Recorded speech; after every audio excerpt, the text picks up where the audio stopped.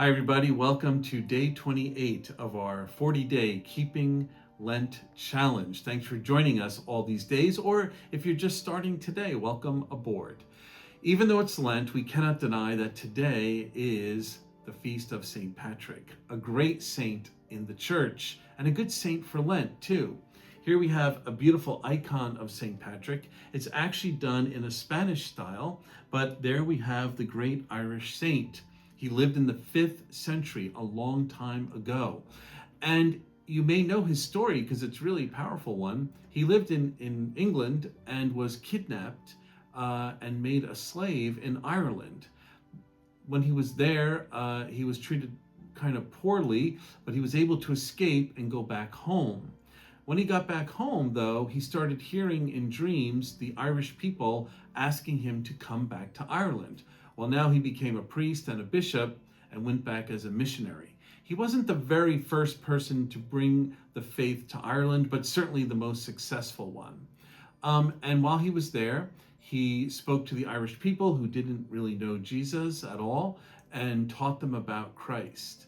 And one of his beautiful prayers that he wrote is one that I'd like to share with you.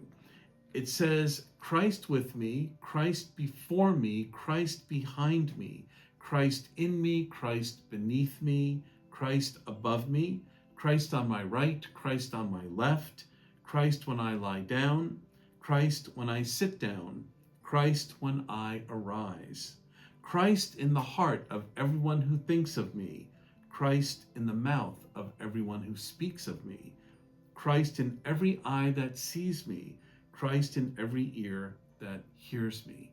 A beautiful prayer reminding us that we are surrounded by Christ. And if we let him in, then others see that in us. That's why he says others speaking about him would even talk about Christ.